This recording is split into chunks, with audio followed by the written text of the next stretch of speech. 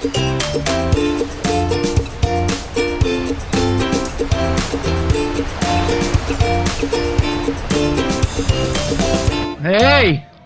Thanks for weathering the storm, everybody. Literally. But if you were outside, it's almost done. Whew. I'm Rich Greenberg. Welcome to the ISSA Los Angeles 11th Annual Security Summit. We're really happy that you could make it. We have a great show in store for you. Amazing speakers, great networking, and you will shortly see a beautiful beach with sun. All right. I wanted to take a moment, since I'm the chair, it's my prerogative to do what I want. So I'm going to just share with you a couple of my thoughts and my life that I figured I just want to give back. So take from it what you wish. I think it's something that's important to me. And this is a question that I ask myself regularly.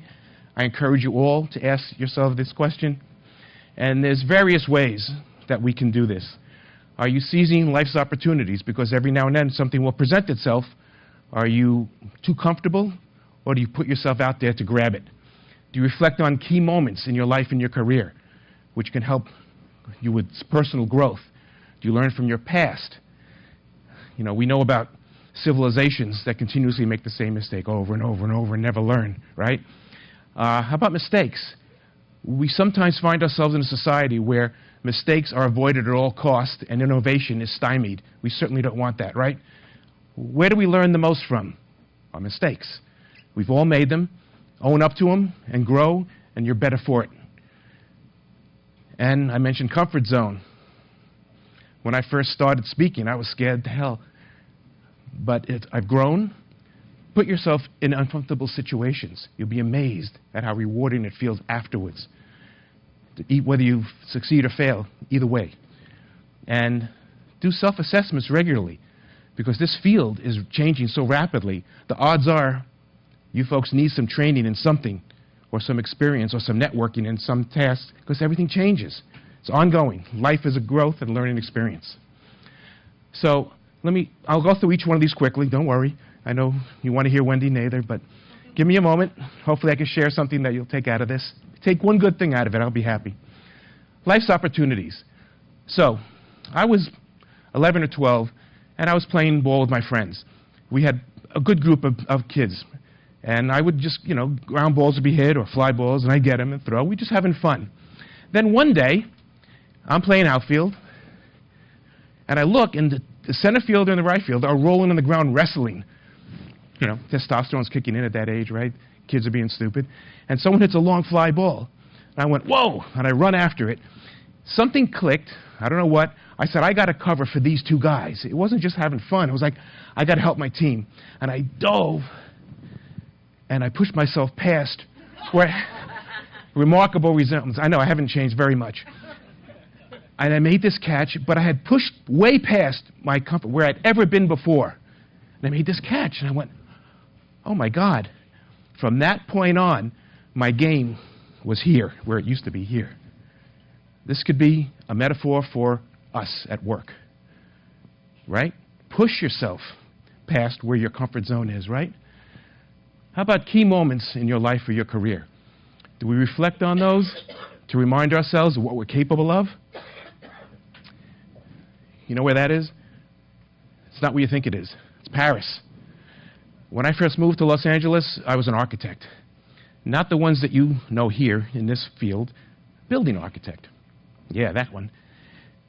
By the way, there's a lot of similarities because I wasn't doing design, I was project managing. Well, guess what I've been doing my whole IT career, right? Project managing. So, translated pretty well. They threw me on Euro Disney. So I worked on that a while. I also worked on, some of you might recognize that if you've ever been to the Dockweiler. Right down the street, there's the water treatment plant, the Hyperion. So I worked on that. But my favorite project was at JPL, because any red-blooded American boy growing up wants to be involved with space travel. So I designed the flight, well, I didn't design, I was the lead project manager for the Flight Hardware Development Facility, which was the Mars Observer facility. Okay, well, that was pretty cool. That was great. It just so turns out, and this back in 1990, this was the first project that was going to be digitalized, as opposed to all these, a stack this thick of 3x4 hand drawings. It's all going to be on computer. I was a novice, right, back then. So I had to learn AutoCAD. And I had to learn PC. And I was rushed into doing this. And that was the key moment that got me into IT. That was it, right there. So I think about that sometimes. And think about when you're presented with an opportunity, seize it. Because you never know, it might be the last good one you have in that particular area. And it changed my whole life, obviously, right? Here I am. So how about the past? Are you learning from the past? Early in my career, I would talk to my boss, the business management or the CIO, and present graphs about attacks and all this stuff. Do you think they care about this? Certainly not. Number of attacks is meaningless. To us, it's interesting. At conferences, we talk about it. We go, wow, look what's going on now. But you have to learn to speak to the decision makers at companies and organizations in their language, in business terms, right? So I learned, because when I was talking about this and their eyes are glazing over, I said, something's not resonating. They should care about this. But they don't have to talk our language. We have to talk their language. So always keep in mind who's listening to your words, who's the recipient of your knowledge. And remember, you've got to talk to them in the way that they can understand or that they care about. Upper management cares about two things. Money, right? What's the other? Well, that's your reputation, but risk. If you talk risk and money, you'll be fine. Ah, my favorite. Back in, I don't know what year it was now, maybe 99, something like that, RSA was in San Jose. And I saw John Cleese from Monty Python do the closing keynote. And at first I was hesitant. Should I stay to the very end, or should I see some of San Jose? No, it was in San Francisco. I might have skipped out and seen the city. But San Jose, I said, okay, I'll go to the keynote. It was one of the best talks I'd ever seen. He spoke about making mistakes. He talked about the fear of making mistakes. And it had an incredible impact on my life. If you disagree with upper management, do you speak up? Or are you locked into the hierarchical structure and just do what they say? Ask yourself. Do you try new ways to solve problems? Or do you just do what they tell you to do? If you're giving incorrect instructions, I know this never happens, do you still just follow them? Or do you speak up and question and do what you know is right? Now, I'm not saying to disregard instructions, but be a part of the dialogue. Let them know there's a better way, because we are all capable of amazing things. So don't fall into the trap. We're better than what we are, all of us, which is related to our comfort zone, okay? Don't get stuck in your comfort zone, because at the end of the day, you'll look back on your career and go, what did I do? You know, life, we're only on this planet for X period of time. It's not real long, right? Let's make the best of what we can. Let's get a hand for NetWare. Who remembers? I was a NetWare administrator. Novell 2.2.